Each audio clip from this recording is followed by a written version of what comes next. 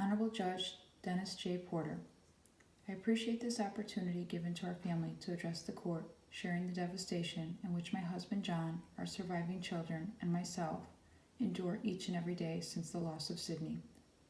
Sydney is my daughter, and I was her bonus mother, as God called her mother Cheryl home when Sydney was only 3 years old. Sydney was born on May 8th to John and Cheryl Schergen.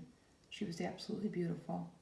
John shared his first memory of Sydney as he walked into the hospital room, witnessing the beauty of a mother cradling her precious daughter.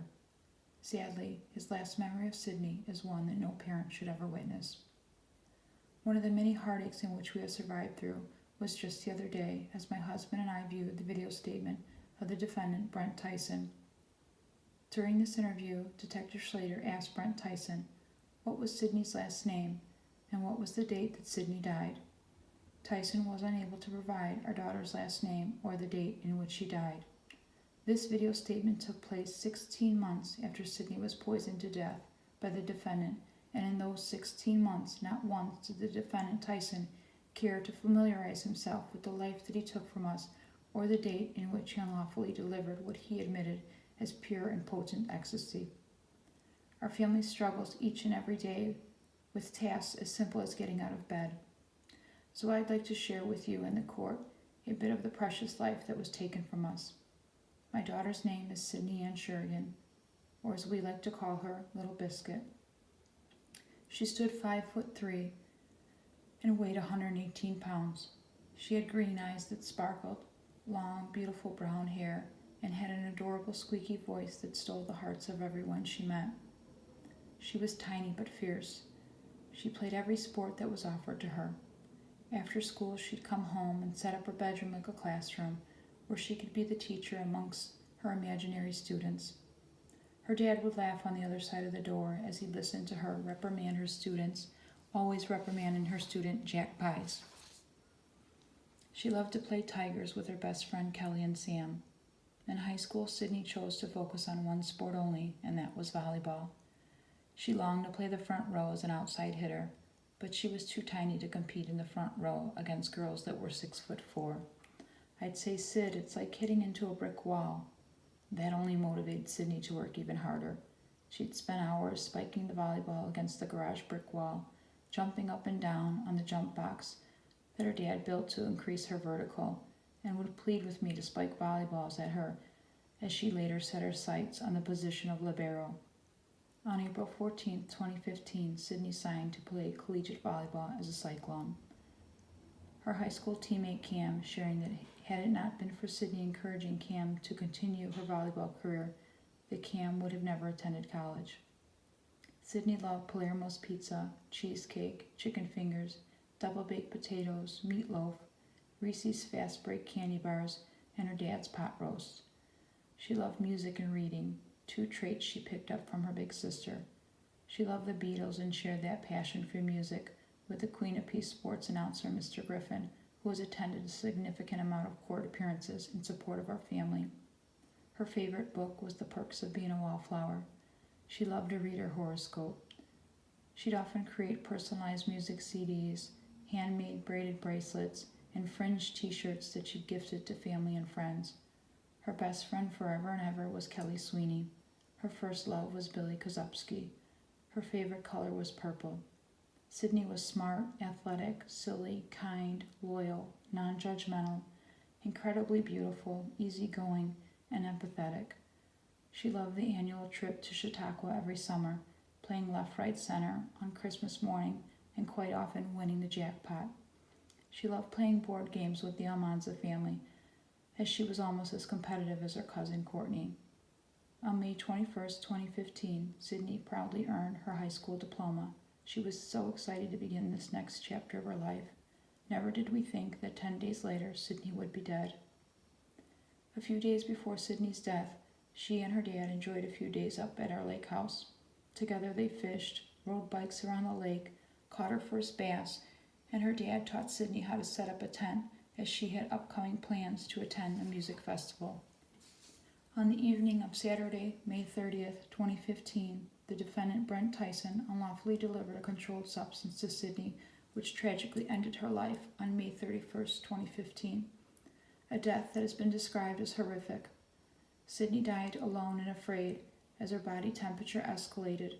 Extreme anxiety set in, hallucinations, rapid heart rate as her body seized and her lungs filled with fluid as she gasped for air while suffocating until she lost consciousness and her precious little heart stopped beating. The memory of finding Sydney that Sunday morning is forever ingrained in my husband and son's memory. Their precious daughter and little sister, fully clothed, hanging off the end of the bed with her arms thrown over her head, as she was obviously in distress. Our son Johnny frantically screamed to the 911 call taker as my husband placed Sydney on the floor, administering CPR to her lifeless body, will forever be memories that haunt them both. My husband later shared that for a brief millisecond, he felt some ray of hope as he gasped air into Sydney's mouth, and it felt as if she had actually gasped air for herself. Our home was filled with firefighters and police officers as they desperately tried to save Sydney. I will never forget the absolute worst day of my life when I received the phone call that Sydney was not breathing and that Chicago Fire Department was transporting her to the hospital. At the time, my children and I were over 2 hours away at our lake house. I prayed and pleaded with God that she would be okay. I sobbed uncontrollably, waiting for answers as we drove home. But no one would tell me that Sydney was gone. I arrived at the hospital and was greeted by my mother and sisters who brought me to Sydney. My knees buckled as I could not believe that this was truly happening. To this day, I cannot believe that she is truly gone. To this day, I wait for her to walk through the door. Sydney was fully clothed, wearing a black top and black stretchy yoga pants. An intubation tube was still inserted into her mouth. She looked as if she was simply sleeping. She was surrounded by so much love as she lay there peacefully, but forever gone. A hospital tech entered the hospital room inquiring if we wanted a cast of her hand as a keepsake. A cast of her hand, I thought. Are you out of your mind? She just turned 18 years old. She was just a kid who was so excited to begin this next chapter of her life. Sydney was not a drug addict. She was just a kid who trusted the wrong people, and that trust cost Sydney her life. There will be no second chance for our daughter. We cannot visit her as the defendant's mother can visit her son, nor can we ever look forward to her ever returning home. We are brought to tears every time we celebrate some of the happiest moments, as those moments are abruptly shattered when reminded of her absence. Through those moments emerged the reality that Sydney is forever gone. Every wedding, baby shower, graduation, birthday, holiday, family barbecue, vacation, family photo, or simply saying grace at dinner, which was always a task that Sydney took on, is forever incomplete. Sydney's first birthday in heaven landed on Mother's Day. My only comfort was that she was back in her mother's loving arms. This year she would have been 21. We would have gone on a destination celebration. Instead, our only destination is a memorial mass followed by a visit to the cemetery. Instead of opening up gifts, Sydney's birthday is minimized to flowers and balloons and countless tears. Sydney will never be a mother, a maid of honor, a bridesmaid, a bride, an aunt, a godmother, a grandmother, a doctor, a teacher, or whatever career her little heart desires. We will never know what she could have been before trusting the defendant with her life. She will never own a home or a car, or even know the term Uber. The annual photo album I gift to my husband, sharing all of the memories for the year of us, will be something I never again create, as I simply cannot bring myself to create a year full of memories minus Sydney. I know Sydney would have been so proud of her little brother Joey as he earned the title of United States Marine. I often sit in silence and try to embrace the countless cherished memories of Sydney and all who loved her, as that is all we are left with. My heart aches as I watch Sydney's 86-year-old grandmother appear at every court date, as Sydney was so very special to her. Sydney was so very special to so many people, as family pulled together after Sydney's mother died, and Johnny and Sydney were left without a mother at the ages of 3 and 8.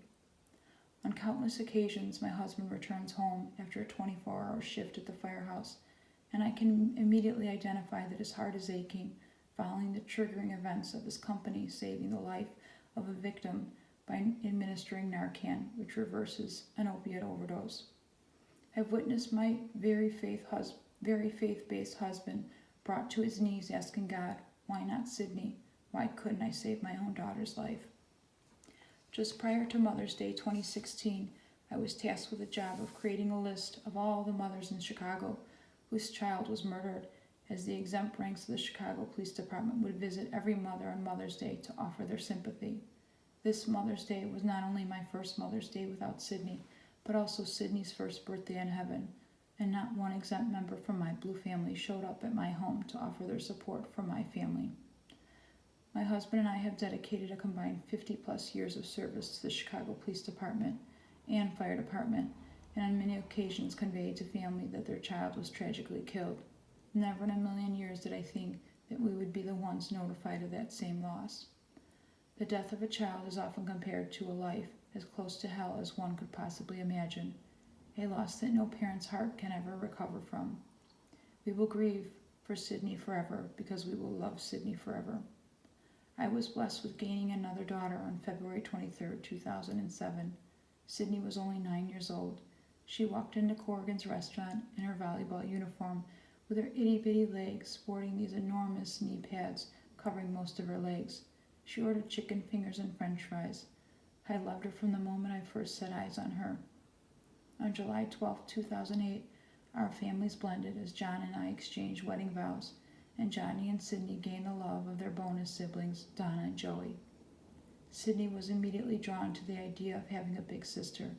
She adored Donna, and Donna adored her little biscuit, a nickname given to Sid by her big sister.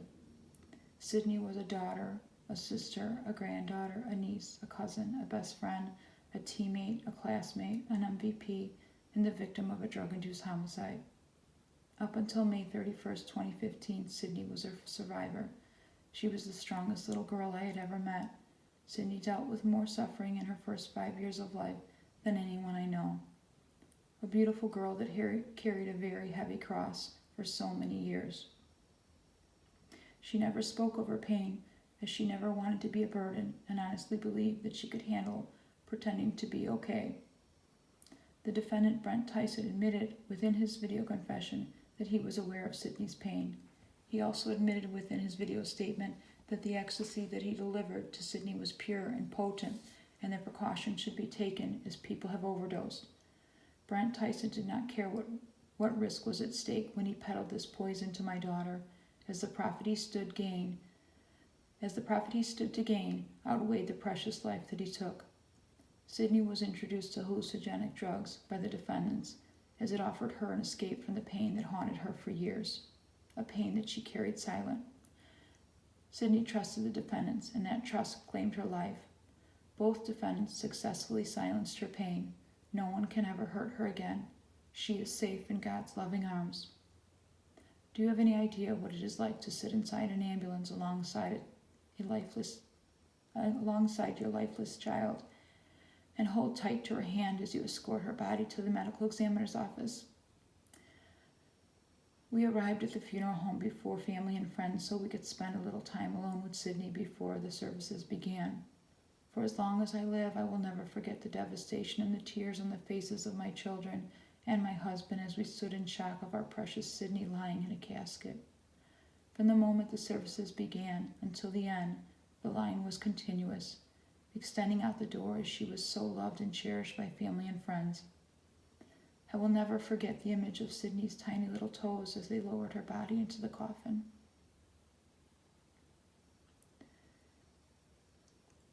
Sydney's life has significantly impacted the lives of so many people, and her death as well, as the kind-hearted young girl who stopped to offer money to the homeless is no longer with us, and the beautiful young girl who assisted me every time I asked her to sacrifice weekends in order to raise money for the precious little girl in our community battling cancer. Prior to Sydney's death, we had a full house. All of my children resided at home. After her death, our grief counselor shared that we should not make any changes for at least 1 year. Sadly, everything changed. My family completely fell apart. In a matter of months, everyone but my husband moved out. I went from being a mother with a life purpose to feeling like I was consumed by fighting for some measure of justice in the homicide of Sydney. Working in the capacity of a law enforcement officer, I knew with every fiber of my being that what took place was criminal, and her death warranted some measure of justice. I educated myself as to this criminal statute and pleaded with law enforcement to criminally investigate Sydney's death. I was not allowed to adequately grieve her death or be the supportive mother that I should have been to my children or the wife to my husband. Sydney's homicide has impacted my life so significantly as the profession in which I took great pride in for nearly 25 years abandoned me when I needed them most. I fought tirelessly, sharing my loss publicly and pleading that she too was a victim and that I would not allow her to be forgotten. Furthermore, that the defendant's unlawful delivery of a controlled substance that resulted in her death warranted prosecution for drug-induced homicide. Other than my children, there is nothing that I take greater pride in than fighting for the prosecution of the murderers that poisoned Sydney to death. Sydney will not die in vain, as I continue to advocate for those who cannot fight for themselves. Our only joy in celebrating Sydney's life is now minimized to fertilizing, trimming, and decorating her gravesite. On Christmas Eve, my husband and I drove to the cemetery where we made snow angels for our angel. For Valentine's Day, my husband shoveled the snow from her grave all the way to the street, as the cemetery was covered in snow. It was important that we bring her a rose and that she knows that we will never ever forget her. On many occasions, I have pulled up to the cemetery to witness my older daughter lying at her sister's grave, and her father sitting on a big sofa chair that he brought from home as he wanted to be comfortable as he prayed with Sydney. I rarely sleep. We cry pretty regularly, and generally in private, as we do not want to upset each other. My husband will drive his boat to the area on the lake where Sydney caught her first bass, an area he now calls Sydney's Bay. I know many tears have been shed there. There have and will continue to be various stages of grief as we try to survive this difficult loss. I will advocate for the rest of my life to ensure that those unlawfully peddling this poison for profit will be investigated, prosecuted, and committed to the Department of Corrections, as drug dealers must be treated as murderers in the U.S. justice system. I know none of this will bring Sydney back, but I am confident that enforcing the Illinois criminal statute of drug-induced homicide will send a message to the people criminally responsible for being in the chain of delivery, whether in the capacity of buying the drugs, administering the dose, handing someone drugs, or driving the car to go get the drugs. As a mother, I wanted to extend my sympathy to the mother of the defendant, but then I read a post recently shared by the defendant's mother regarding her son Brent's indictment for drug-induced homicide of my daughter Sydney, stating, "Trust and believe that I will get the last laugh." The last laugh, I thought. Are you serious? Our 18-year-old daughter is buried at Holy Sepulchre Cemetery, and you think that this is a joke? Your son, Brent Tyssen, unlawfully delivered the controlled substance that killed my daughter. There is no humor in any of this. When bad things happen to good people, they grieve and they suffer. Then they resolve not to allow it to happen to someone else. Not so it can help justify the pain, suffering, or loss that has struck their family, but so no one else has to feel the immense pain they will carry for all of the days of their life. I love you, Sydney and Schergen. I am so very sorry that I could not save you, as you deserve so much better than the hand that you were dealt. I know we fought, as parenting in the eyes of most teens can seem overbearing, overprotective, and controlling, and you simply wanted to live. I wanted you to live too. I cannot believe that we will never rise above those quarrels to a place that you recognize my love for you as genuine. I cannot believe that I will never see you again in this lifetime. My only comfort is knowing that you are safe in your mother's loving arms and that no one can ever hurt you again. For the rest of my life, I will search for memories of you. Thank you.